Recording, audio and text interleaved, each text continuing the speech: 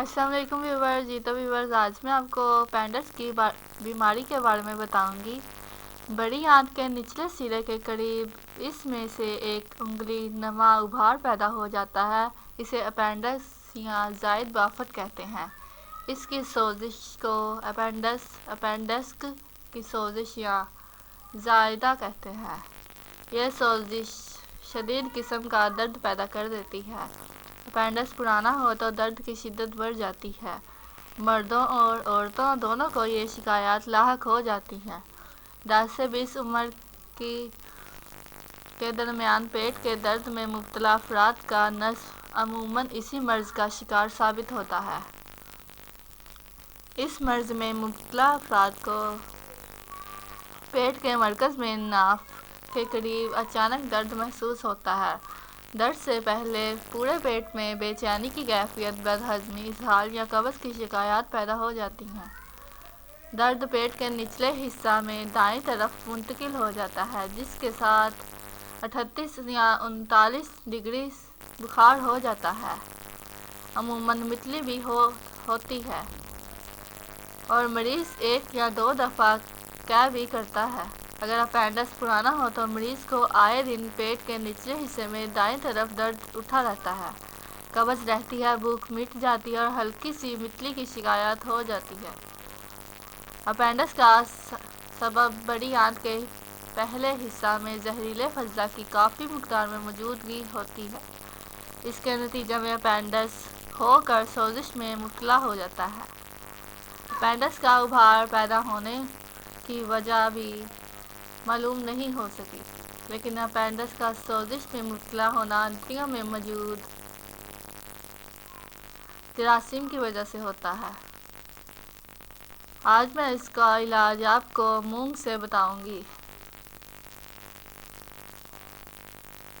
شدید قسم کے اپینڈکس میں مونگ ایک آزمودہ گھریلو علاج ہے۔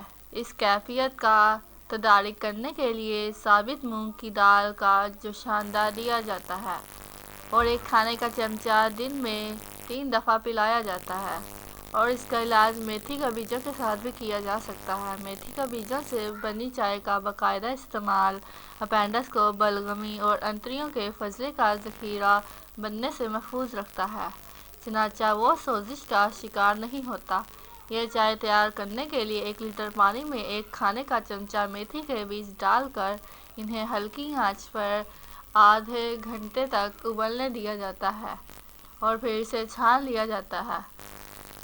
پینے سے پہلے اس قہوے کو ٹھنڈا ہونے دیا جائے، پھر اس کو پی لینا چاہیے۔ اپینڈکس کی بیماری کا علاج سبزیوں کے جوسز سے بھی کیا جا سکتا ہے۔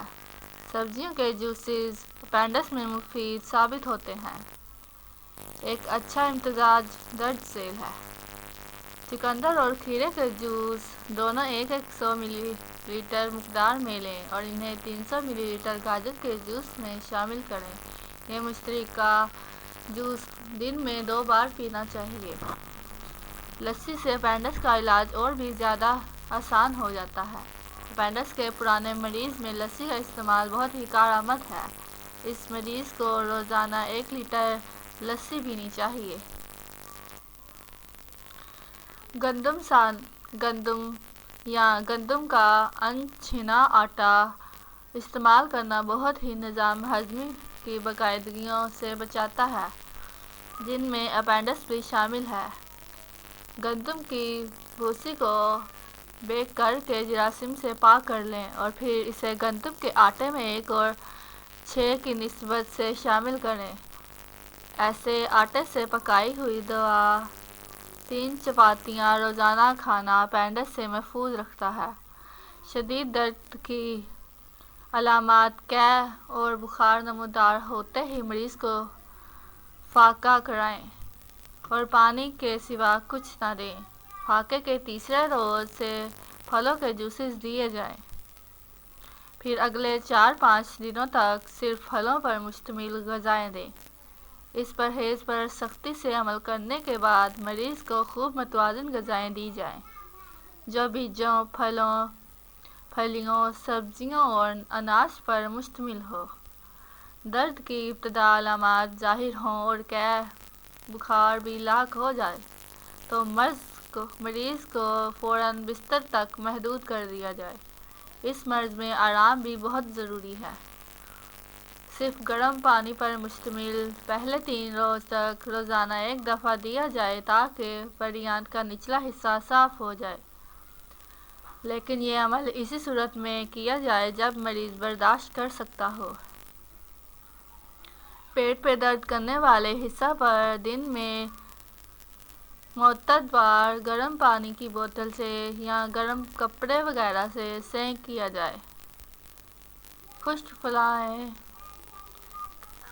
کپڑے میں گیلی پٹی رکھ کر پیٹ کے گرد کس کر باندھ دی جائے۔ اس وقت تک مسلسل رکھیں جب تک شدید علامات ختم نہ ہو جائیں۔ تیسرے دن جب شدید علامات ختم ہو چکی ہوں تو مکمل انیمیا دیا جائے، جو 3 لیٹر نیم گرم پانی پر مشتمل ہو، اور اسے روزانہ اس وقت تک دہراتے رہیں جب تک تمام سوزش اور درد ختم نہ ہو جائے۔ اس بات کو سادہ انداز میں یوں سمجھیں کہ اپینڈکس کے مریض کو قبض دور کرنے کے لیے ہر طریقہ سے گزرنا پڑتا ہے۔ جب بڑی آنت سے ایک دفعہ فاسد معدہ اور فضلہ خارج ہو جائے تو اپینڈکس کی سوزش دور ہو جائے گی اور آپریشن کی ضرورت حتی الامکان ختم ہو جائے گی۔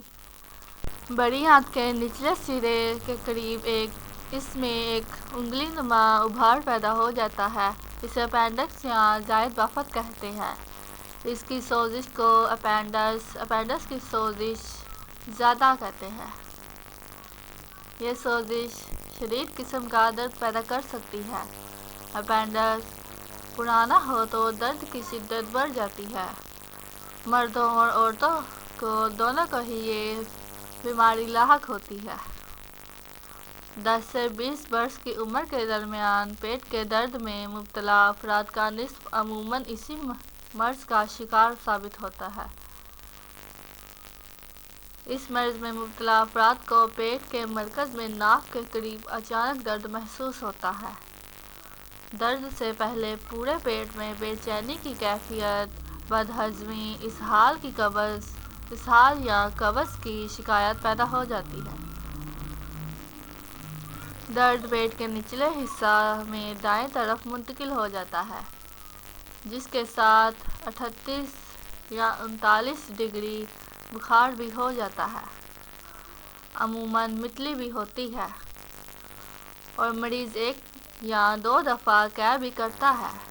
اگر اپینڈکس پرانا ہو تو مریض کو آئے دن پیٹ کے نچلے حصہ میں دائیں طرف درد اٹھتا ہے، قبض بھی رہتی ہے، بھوک مٹ جاتی ہے اور ہلکی سی متلی کی شکایات ہو جاتی ہے۔ اپینڈکس کا سبب بڑی آنت کے پہلے حصہ میں زہریلے فضلہ کی کافی مقدار میں موجودگی ہے۔ اس کے نتیجے میں اپینڈکس کھو کر سوزش میں مبتلا ہو جاتا ہے۔ اپینڈکس کا ابھار پیدا ہونے کی وجہ ابھی معلوم نہیں ہو سکی، لیکن اپینڈکس کا سوزش میں مبتلا ہونا آنتڑیوں میں موجود جراثیم کی وجہ سے ہوتا ہے۔ درد کی ابتدائی علامات ظاہر ہوں اور قے اور بخار بھی لاحق ہو جائے تو مریض کو فوراً بستر تک محدود رہنا چاہیے۔ اس مرض میں آرام بھی بہت مفید ہے۔ ایک ہلکا انیما صرف گرم پانی پر مشتمل پہلے 3 روز تک روزانہ 1 دفعہ دیا جائے تاکہ بڑی آنت کا نچلا حصہ صاف ہو جائے، لیکن یہ عمل اسی صورت میں کیا جائے جب مریض برداشت کر سکتا ہو۔ پیٹ میں درد کرنے والے حصہ پر متعدد بار گرم پانی کی بوتل یا گرم کپڑے سے سینک وغیرہ کیا جائے۔ خشک فلاح لین کے کپڑے میں گیلی پٹی رکھ کر پیٹ کے گرد باندھ دی جائے اور اس وقت تک مسلسل رکھیں جب تک شدید علامات ختم نہ ہو جائیں۔ ویورز، یہ ویڈیو آپ کو کیسی لگی ہمیں کمنٹ باکس میں ضرور بتائیے گا اور ہمارے چینل کو بھی ضرور سبسکرائب کیجیے گا۔